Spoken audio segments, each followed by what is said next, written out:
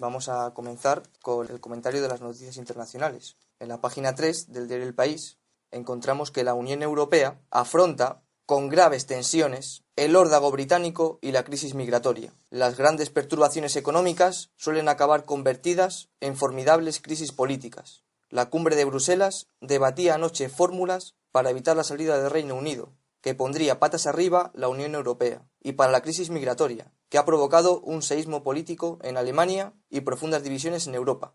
En medio de la tensión de las grandes ocasiones, los líderes tratan de cerrar con Londres los últimos flecos de un acuerdo que se da prácticamente por hecho. Con los refugiados, patada hacia adelante. Pese a la irritación en Berlín, no se esperan soluciones hasta la próxima cumbre, en marzo. Y el diario El Mundo, por su parte, publica en la página 20, drama en la cumbre. François Hollande admite que el acuerdo para evitar que el Reino Unido abandone la Unión Europea es posible porque es necesario, palabras suyas entrecomilladas. Cameron y los socios europeos batallan por cada palabra del borrador que se votará hoy. En primer lugar, una brevísima introducción al tema que va a ilustrarnos, va a reflexionar con informaciones más precisas que las de la prensa, nuestro corresponsal y querido amigo en Bruselas, José Papí. Pero quiero hacer una pequeña introducción. Al parecer, deduzco por las noticias de los periódicos combinando El País y El Mundo, primero, que no se ha tomado ninguna decisión sobre ninguno de los dos temas urgentes, que era uno, el problema del Brexit, Reino Unido y la Unión Europea, segundo, el tema de la inmigración. A pesar de que ayer estaba planificado que se trataría primero el tema del Brexit y dejar para más adelante el de la inmigración, los hechos han demostrado que, como suele suceder siempre, la preferencia en las reuniones colectivas no suelen marcar la agenda, el orden del día, sino el orden de magnitud de la preocupación y de la angustia o del interés. Está claro que eso demuestra que en el inconsciente, en el sentimiento íntimo y profundo de los países de Europa continental, de los estados representados en Bruselas, prevalece, tienen más urgencia, más interés, les preocupa mucho más el tema de la inmigración y de los refugiados más que el problema de la unión o la salida del Reino Unido de la Unión Europea. Primer punto ese. Ya veremos luego. Lo que quiero decir, los signos externos son esos.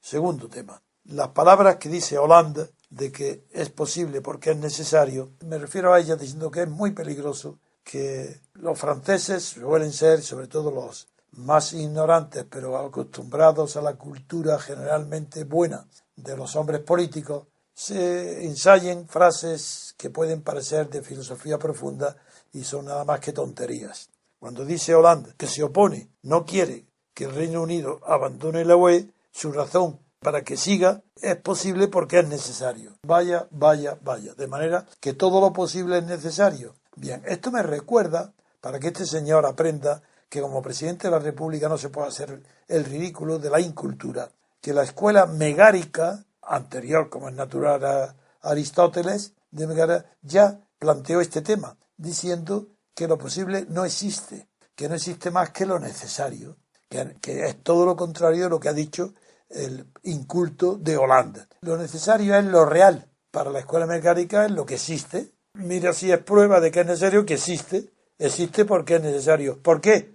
Porque antes de existir no era posible. Eso es un invento a posteriori que para tranquilizar nuestro cerebro, nuestro entendimiento, consideramos que todas aquellas que existen podían no haber existido. Por tanto, antes de existir eran posibles. Y luego, en la época moderna, Henri Bergson, el gran filósofo francés, dice la misma teoría, la resucita, diciendo que lo posible es un invento del espíritu, pero que en la realidad, en la ontología, no existen cosas posibles. Bien, esas teorías fueron rebatidas con una brillantez y profundidad extraordinaria, nada menos que por Aristóteles. Porque Aristóteles para eso ideó la conocida doctrina filosófica difundida en toda Europa por la escolástica que copió Aristóteles en la diferencia entre acto y potencia. Claro, que lo que existe en potencia es posible que se convierta en acto. La bellota es posible, puede ser. Ahí, por tanto, rebate de una manera brillantísima la afirmación de la escuela megárica. Y este hombre, pobre hombre, ¿qué dice? que es posible porque es necesario, es que lo necesario es posible.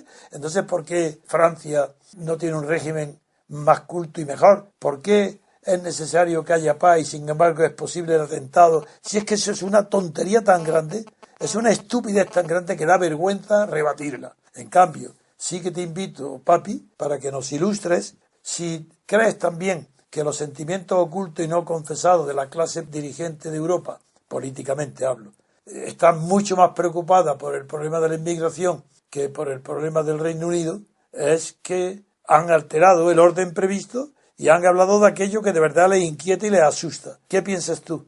Ha dado usted la diana, porque la agenda se ha dado la vuelta. Evidentemente, cuando comienza una cumbre europea siempre hay una ronda de conversaciones abiertas donde los diferentes países pues plantean, saludan, etcétera. La cumbre fue cogida por sorpresa por el primer ministro austríaco, Werner Faymann, quien en su primera intervención dijo que ellos iban a poner un límite al número de refugiados y de inmigrantes que iban a aceptar al día y lo fijó en 3.200 personas. En ese momento, todo el resto de países, evidentemente, aprovecharon para empezar a discutir del tema que, como usted ha visto, confirmar que no se llegó a ningún acuerdo ayer. Los trabajos del grupo completo de representantes prosiguieron hasta las 2:30 de la mañana y luego sí se celebró un encuentro a puerta cerrada de Donald Tusk y de Juncker con David Cameron. David Cameron ha estado trabajando hasta las 5:30 de la mañana, que es la hora a la que él ha salido del edificio del Consejo. ¿Y a qué hora ha entrado esta mañana? Ha entrado a las 11 de la mañana, Está según muy bien. estoy leyendo en directo ahora mismo en medios, y la reunión conjunta de todos los representantes, de todos los líderes, va a comenzar a la 1:30. Con lo cual, yo creo que tanto Donald Tusk, el presidente del Consejo, como Jean-Claude Juncker, el polaco,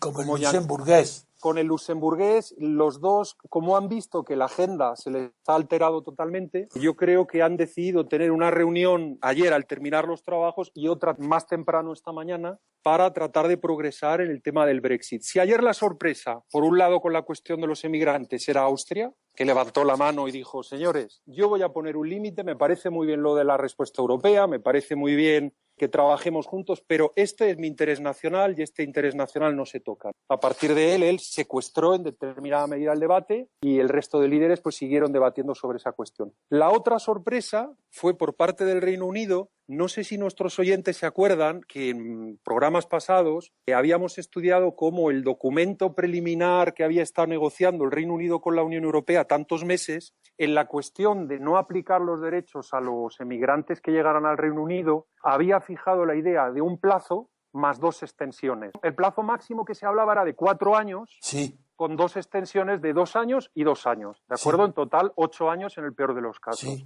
Ayer la sorpresa es que estas cifras que habían estado, no diré que Cameron las había ya presentado como propias o demás, pero cuando la Unión Europea ya las sacó a medios, pues se suponía o se había dejado entender que era algo que entre las dos partes se consideraba que era algo razonable. Bueno, ayer David Cameron da la sorpresa y dice, quiero un plazo de 7 más 3 más 3. Hablamos de hasta 13 años. Y no se sabe el cambio inglés, británico. No se sabe por qué. Eso ha sido una sorpresa. Yo pienso, pero de nuevo es una suposición nada más, que los debates que él ha mantenido a nivel interno en su propio país, como por ejemplo el que tuvo el miércoles con el alcalde de Londres, Sí. probablemente le hayan apretado un poquito las tuercas. Pero es que eso es un tema fundamental, el tiempo, ¿eh?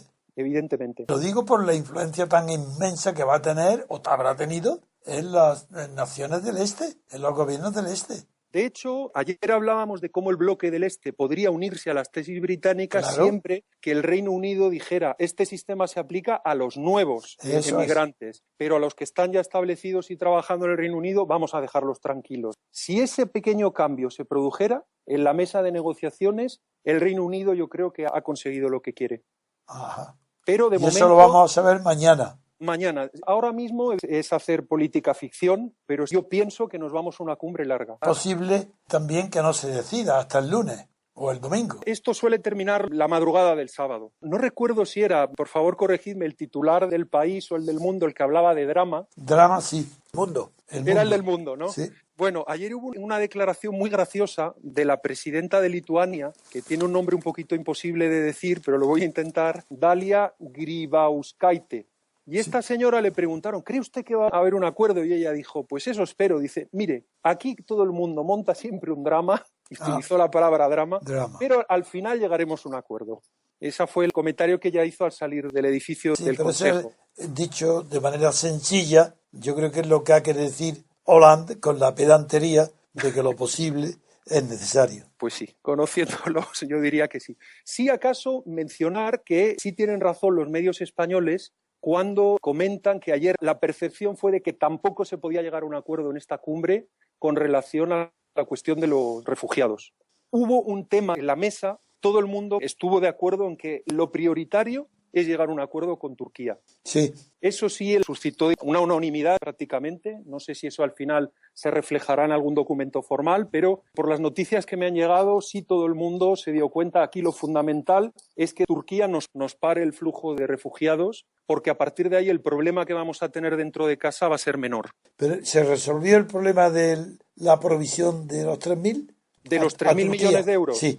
Bueno, como sabe usted, incluso Merkel el lunes de la semana pasada tuvo que hacer un viaje a Turquía porque no están las cosas claras. Por esa razón he preguntado si tiene informaciones, si ese tema se resolvió o sigue todavía en curso. Eso sigue en curso, porque el acuerdo general, los términos generales, hay un acuerdo, pero en cuanto nos vamos a la implementación práctica, sí, de cuánto dinero nos gastamos aquí, a cuántos les doy el visado y a cuántos no les doy el visado, ahí no hay acuerdo de ningún tipo. Claro. Yo creo que la anécdota más, no sé cómo calificarla, violenta o desagradable, la tuvo el primer ministro italiano, Renzi. Bueno, Renzi hace algún tiempo que lo veo reticente ante la Unión Europea con relación a Reino Unido. No recuerdo exactamente, pero desde hace unos 7 u 8 días vi algo que me extrañó. Digo, uy, este quiere sacar pecho, quiere sacar personalidad y distinguirse o distinguir a Italia en esa aparente unanimidad de los intereses continentales para negociar con los intereses insulares. Lo ve usted con mucho tino y le digo por qué.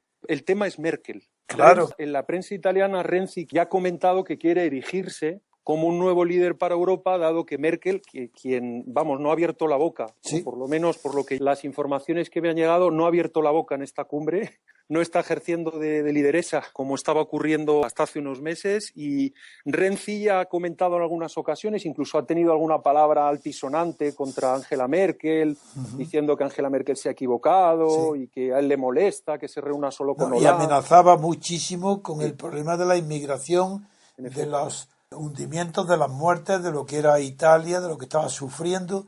Insistió muchísimo, echando directamente ya la culpa a Merkel, prácticamente a la Unión Europea. Pero su comentario desagradable de ayer, don Antonio, fue más en la línea de decirle a los países del este, señores, si ustedes no aceptan recibir refugiados, si ustedes no quieren ser solidarios, los países ricos vamos a dejar de ser solidarios con ustedes. Sí. Y esa yo diría que fue la aseveración más fuerte, más radical de las que tuvieron lugar ayer. Se confirma que los belgas siguieron ensoñados en su idealismo, hablando de tocar eso, de que el futuro de la Unión es caminar, evidentemente, siempre y en todo momento hacia una mayor integración. Eso me ha llegado de la intervención belga. Y el representante del grupo del este de Europa, del Visegrado, no fue en este caso ni Polonia ni Hungría, sino fueron los checos. Fueron los que estuvieron más enfadados con el Reino Unido con relación a la cuestión de generar esta excepción a los derechos sociales de los emigrantes en el Reino Unido. Pues le habrá sentado muy mal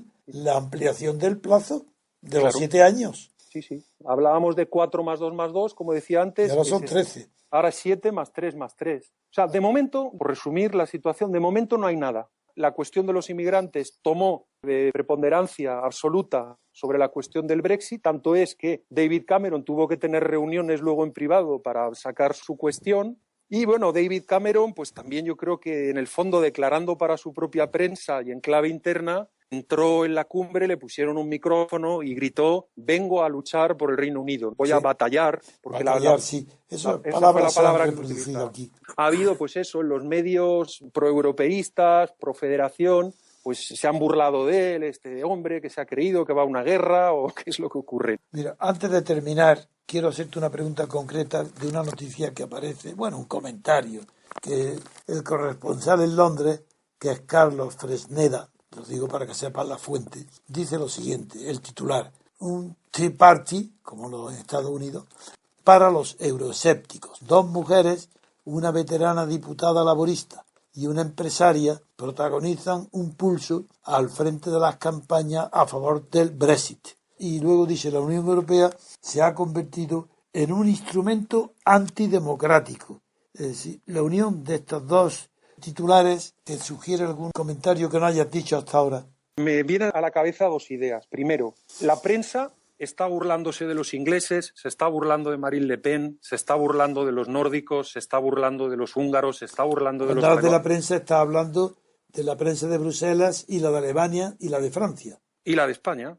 La de España. Es decir, no se están dando cuenta de que hay tantos fuegos ya abiertos, que es que está pasando algo, que no pueden estar equivocados los checos, los polacos, los húngaros, los ingleses, los nórdicos. Es que ya todo el mundo está equivocado. No. Esa es la primera idea que me... Esa es la idea que se deduce de ahí, es que hasta ahora la Unión Europea es una unión gobernada exclusivamente por los 6 y dentro de los 6 por los 2. Es que yo creo por eso que el tema actual de la permanencia o la salida del Reino Unido va a cambiar muchas cosas en Bruselas, porque yo no estoy muy seguro de la permanencia, aunque todos están optimistas. Yo no estoy seguro, porque incluso Cameron puede aparentemente haber triunfado, pero luego queda el referéndum interior. Así que lo que importa es el referéndum que hagan luego los ingleses. ¿Eso qué es? Bueno, y el día que el grupo nórdico empiece a hablar... No, ¿qué quiero decir cuando digo eso qué es? ¿Cómo se puede silenciar un hecho tan importante que tampoco todo depende de Cameron? Cameron no domina el referéndum, el resultado. Bien, pues por supuesto. Seguiré atento. ¿Tú esperas que mañana haya algo concreto? Espero que sí, por lo menos la madrugada del viernes al sábado, algo habrá que decir. ¿Sí? Pues entonces, ¿nos llamas por teléfono o qué hacemos? Yo a su disposición y de los oyentes. De verdad que es una cumbre que es básica. Y a las 12, que es cuando nosotros abrimos nuestra emisora, ¿tú crees que sabrás algo? No les sabría decir, don Antonio. Yo, si quiere, les puedo escribir en privado a las 11:30. Escríbele a David. Y según lo que nos digas, te llamamos o no. ¿De acuerdo? Y te lo decimos por escrito. De acuerdo. ¿De acuerdo?